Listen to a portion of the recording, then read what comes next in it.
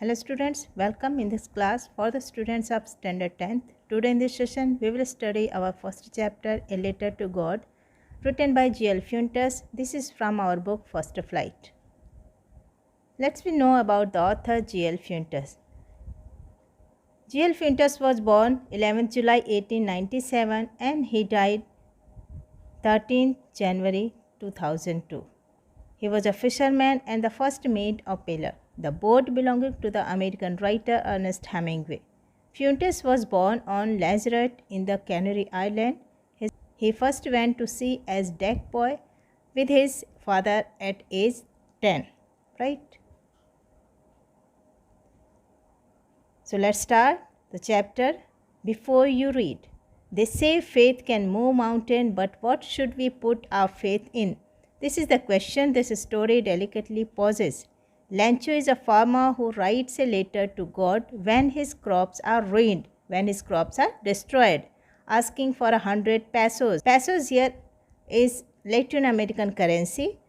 Does Lancho's letter reach God? Does God send him the money? Think what your answer to these questions would be and guess how the story continues before you begin to read it. So this story, A Letter to God, written by G.L. Fuentes, revolves around the idea of having unquestionable belief in something. The story is set in a Latin American country and Lancho is a farmer who is the protagonist of the story. The main character of the story is Lancho and he writes a letter to God asking help from the Almighty after discovering his entire crop yield destroyed by a devastating hailstorm. So let's start the chapter, the first paragraph. The house, only one in the entire valley, sat on the crest of a low hill. From this height one could see the river and the field of ripe corn dotted with the flowers that always promised a good harvest. The only thing the earth needed was a downpour or at least a shower. Throughout the morning, Lancho, who knew his field intimately, had done nothing else but see the sky towards the northeast. Here crest means top of a hill, dotted means full of downpour, heavy rain, and intimately closely. So let's explain this. Lancho the farmer lived on the only house that was there on the top of a hill, right? So the hill was low heighted. From there a river and a ready to harvest corn field were visible. The field belonged to Lancho and he had the utmost confidence that the harvest would reap this great profit. The only thing that he awaited was rainfall, right? So in this hope he spent an entire morning looking at the sky in the northeast direction from where a drizzle was expecting to shower on his field, right? Now we are really going to get some water, woman. The woman who was preparing supper replied, yes, God willing. The older boys were working in the field while the smaller ones were playing near the house until the woman called to them, come for dinner.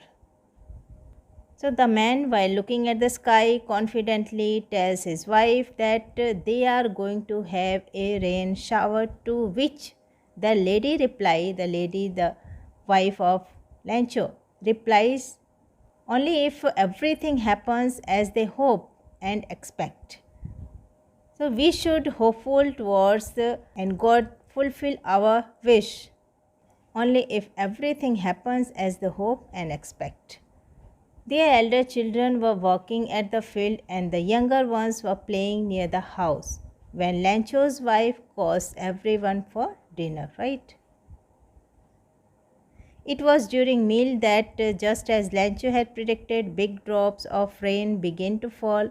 In the northeast, a huge mountain of clouds could be seen approaching. The air was fresh and sweet. The man went out for no other reason than to have the pleasure of feeling the rain on his body. When he returned, he exclaimed, these are not raindrops falling from the sky, they are new coins. The big drops are 10-cent pieces and the little one are 5. So it is during that time drops of the rain begin to fall, and hereby proving the farmer's prediction to be true. The wind was pleasant and cloud could be seen approaching from the northeast sky. So Lancho goes out of the house to take pleasure in feeling the droplets on his body.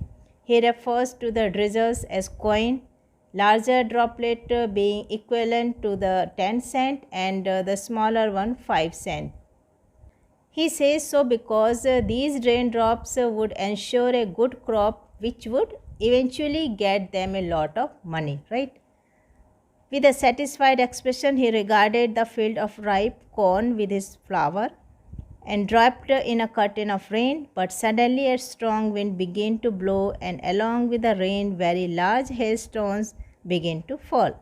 These truly did resemble new silver coins. The boys, exposing themselves to the rain, ran out to collect the frozen pearls. So, on seeing everything go as expected, Lancho reflected upon the field and the flowers covered with droplets which seemed as if they were wrapped in a curtain. Unexpectedly, strong wind started blowing, leading to a hailstorm. Satirically, the writer refers to these pellets of frozen rain as a new silver coin. The innocent boys became playful and went out in the rain to play, right? And collect these hailstones which looked like a frozen pearls. Move ahead. It's really getting bad now, exclaimed the man. I hope it passes quickly. It did not pass quickly. For an hour the hail rained on the house, the garden, the hillside, the cornfield, on the whole valley. The field was white as if covered with salt. Not a leaf remained on the tree. The corn was totally destroyed. The flowers were gone from the plants. Lancho's soul was filled with sadness. So Lancho became stressed and disappointed as everything went against the plan. The trees had shed their leaves, corn was smashed, and the flowers had also fallen from their plants while standing in the withered field as the field was destroyed. He conveyed his agony, he conveyed his grief and sorrow to his sons by commenting that the effect of the storm proved to be worse than that of crop destroying insect. When the storm had passed, he stood in the middle of the field and said to his sons, a plague of locusts would have left more than this. The hail has left nothing. This year we will have no corn. All their hard work had gone in vain. He felt helpless as no corn had been left and feared that they might have to starve this time. Right? That night was a sorrowful one. All our work for nothing. There is no one who can help us. We will all go hungry this year. But in the hearts of all who live in that solitary house, in the middle of the valley, there was a single hope, help from God. Don't be so upset even though this seems like a total loss. Remember, no one dies of hunger. Here, solitary means existing alone, lonely.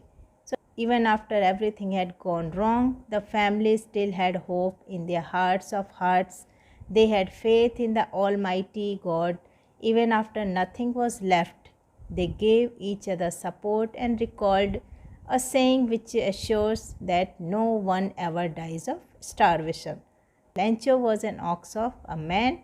He was a hard-working man, but still he had a hope of God, one hope that he had no one dies of hunger. So students, let it to be continue. The remaining part of the chapter we will study in the next session. Thank you all of you. Study well. Keep learning.